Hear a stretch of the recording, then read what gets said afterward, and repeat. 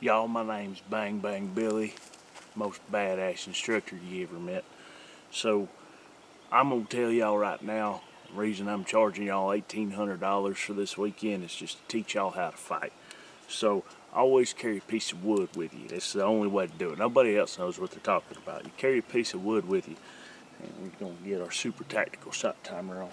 And what you're gonna do with the wood, mind you, is you're walking down the road, and your goal here is to basically, here, I'll just show you.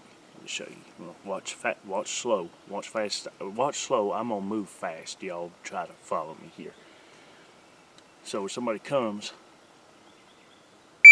you jab them with the stick, throw it at their buddy, pull your gun, fire some warning shots, and there you go. So you don't need more than what I fire, like 8 rounds. See, nobody needs a magazine more than that. Anyway, that's why I know what I'm talking about. You hit them with the stick, you hit them with the throw, and then you warning shots, and yeah, to hell with everybody else. Time was 13.76. Just a hair shy of 15 seconds. I did good. My name is Voda. I am the world's foremost fighting expert. I am going to show you just a couple things here. So you have your knife. I am using wood for safety purposes because I am not a dumbass like the real Voda. But anyway, you have your knife and your gun, and you jab, jab, shoot, shoot. Yeah, I show you how it works. Nobody else knows. I am the only one that knows how to fight. So, what this looks like, I would say we use shot timer, but shot timers are for wannabes. They do not know how to fight. So, I make up start time. So, bad guy on my schedule comes at me, and he's gonna draw a gun, stab, stab, shoot ceiling tile, maybe shoot student. Ha! Hit. See? Knife, shoot. I am Voda. This is all you need to know. What's going on, guys? You're watching The Hungry Handgunner. Fortunately, I shoot just a little bit better than I try to do comedy. Not by much, but a little bit. So, I've been wanting to make this video for a while, but there's a couple reasons I haven't. Number one, I don't have money to deal with a lawsuit from the person I named explicitly. And number two is I didn't want to come across as that guy. So, in the gun community, there's the overwhelming majority of people want to learn to shoot safely, responsibly, and efficiently. And then there's the other part that is out to sell snake oil, that is out to line their own pockets, make a name for themselves, and fuck everybody else. And I apologize for the language, but this is something that really pisses me off. So when you have people, in some cases, that pander to a certain community, or a certain segment of the community, I should say, and either stroke their egos or feed them lies to get them to come in and take this training and learn these habits, you are demonstrably putting them at risk. You are demonstrably not only not giving them an efficient set of skills, an effective set of skills, but you are actually hindering them or could cause them to get hurt. Like the knife shooting thing. There's a reason I use a piece of wood. Now, I am somebody that has taken martial arts. I'm somebody that's taken martial arts with a knife, and I'm somebody that's taken a lot of shooting and does a lot of shooting. I'm still not going to, yeah, that's stupid. Aside from the logical thing is, if I can use my gun, why would I get my knife? And if they're close enough for the knife, what makes me think I'd have time to pull the gun? So there's a whole host of issues with that mindset. I didn't really feel like doing the whole spin around and two-gun thing that he's doing now because of safety. I need to know where my rounds are going to go. Even my shots that I was intentionally throwing were still going safely into a bank. Not ceiling tiles, not students, and I'm not getting my non-existent instructor credentials yanked by the state of North Carolina. So there is that. In case you guys are wondering, fuck it, I'll go ahead and say his name. Voda Consulting, Lucian Black, Michael Thurville, whatever name he's going by now. If you are fortunate to not know who that is, I envy you, and I should probably stay off the internet more. So I think it's important. A lot of you guys in my audience have already taken training, are already at least smart enough to figure this next part out. So ignore this. This isn't me talking down to you. This is for people that are just getting into firearms or potentially having a hard time knowing where to go. So we're going to talk about some things to look for in an instructor. Number one, the techniques that are widely accepted as prudent and just proven to work.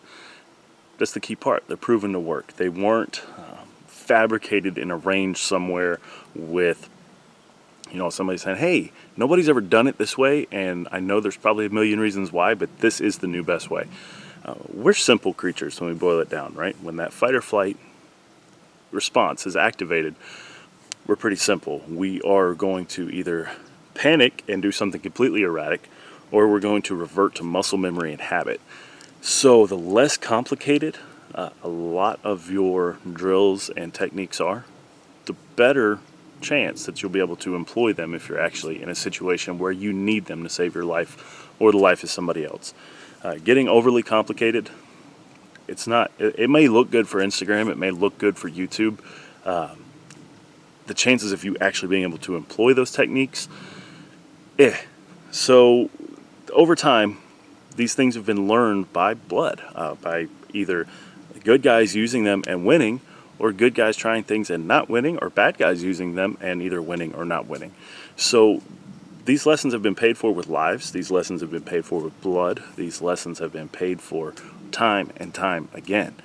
So when you start straying from things that have already had that price paid in blood to things that are not proven, you really run the risk of paying lessons in blood, either yours or the people that you teach them to. So if you're an instructor watching this and you fall into the Voda category, fuck yourself. You're going to get somebody killed.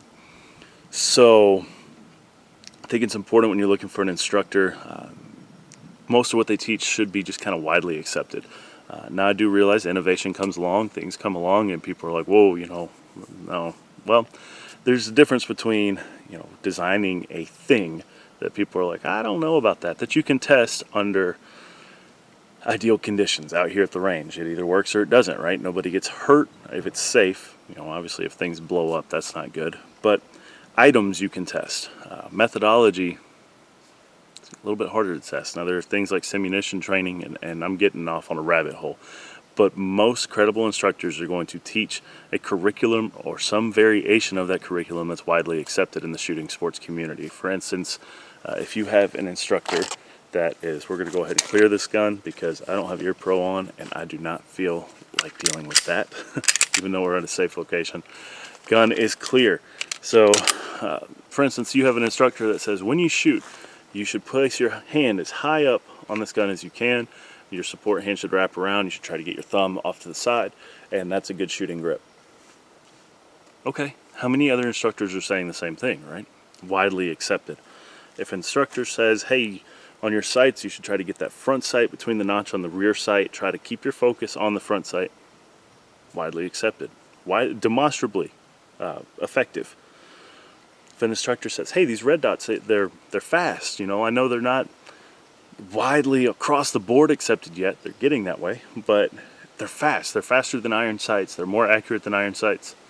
Okay, you can put that to the test. We can come out here, we can shoot groups, we can run on a timer and see how that works. Now, if an instructor tells you you should hold your gun this way and a knife here, and then you shoot and stab, all right, number one, we cleared the gun, but number one, the likelihood in a high-stress situation of me remembering to stab, but not stab so far that I'm in front of the muzzle, slim. I mean, the likelihood of me doing that out here where nobody's shooting at me, if I'm trying to beat a time, slim. I'm going to shoot my damn hand eventually. Murphy's Law and all that. Statistically, I will end up shooting my hand. The other thing is, we've established two-handed grip, better. Why would I sacrifice that for a knife that I'm probably going to hurt myself with, right? So that sort of thing, we're not going to go out here and have two people square up and shoot at each other and one guy with a knife and all that, but it demonstrably false, demonstrably a bad idea.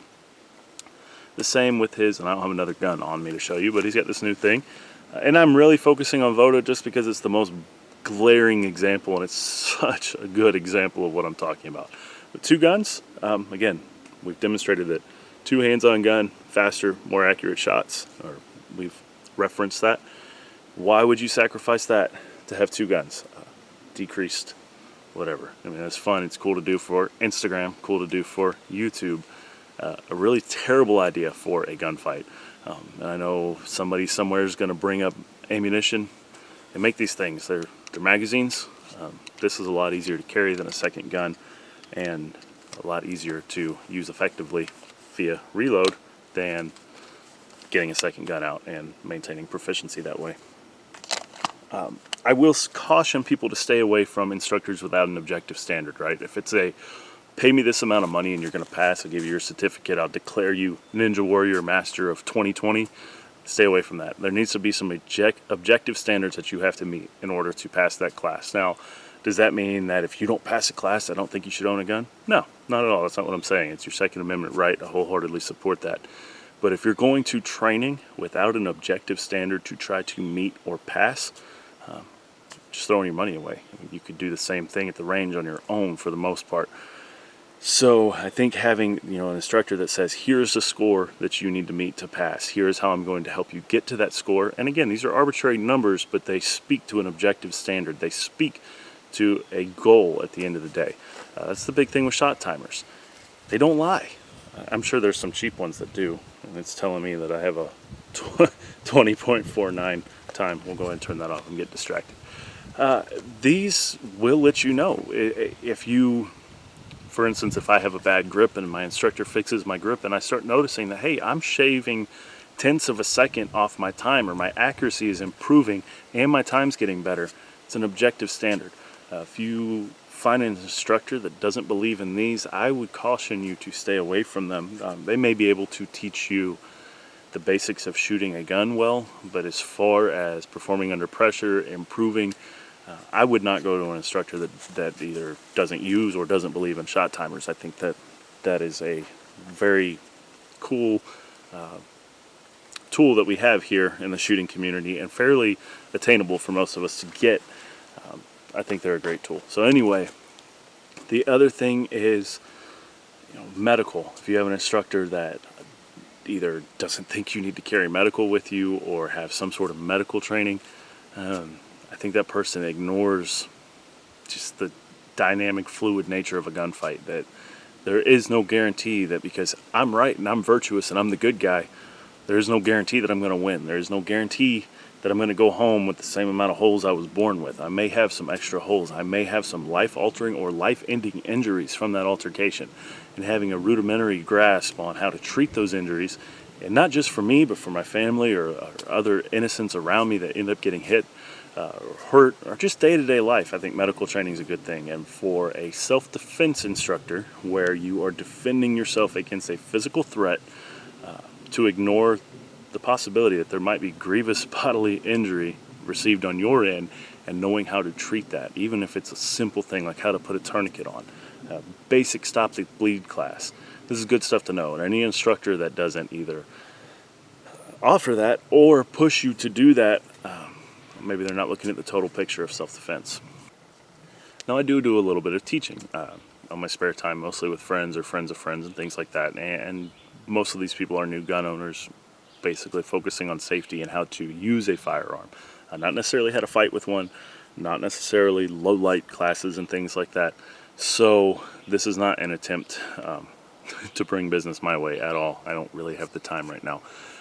But I just want people to get the most for their money, and more importantly, to be safe, to learn things that are actually proven over time, instead of potentially learning something that's going to get them hurt or killed, as well as lining the pockets of scumbags who, for lack of a better term, are screwing over the gun community. I think there's room for differing ideologies. I think there's room, for instance, if people want to debate whether or not you can actually trust a red dot sight versus irons. I think there's room for that. I think that's healthy conversation. And there's nothing wrong with that. I'm not going to sit here and tell you that the red dot is the only way to go. No, it has its merits, and so do iron sights. I'm not going to tell you that you must get an FDE gun instead of a black gun. I think there's room to debate that. There's room to debate caliber to an extent.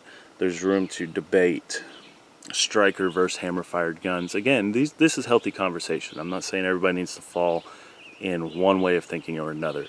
But when you start getting into techniques that could potentially harm you, the person using the firearm, or others around you through decreased accuracy and things like that, and then now we're no longer, pondering the possibilities. Now we are talking about real life costs, a real life father, mother, sister, son, daughter, brother, whoever that's not going home, that's being taken from their family through learning some shitty technique because somebody wants to pretend like they've got everything figured out. That's not good, and it really does piss me off. So I think we're going to end it there. I'm sure I've lost a lot of you guys. This is a video I've been wanting to make for a while. I just didn't want to potentially get a lawsuit, and I don't think he's going to sue me anyway. He's got other things to worry about, like getting sued by gun ranges for shooting ceiling tiles and things like that. So be smart with who you look to for instruction. There are some guys that I do recommend. Obviously John Lovell with the Warrior Poet Society. Sage Dynamics has some good training. Thunder Ranch, and I'm not saying guys go spend your money there. These guys all have YouTube channels, which is part of why I'm naming them.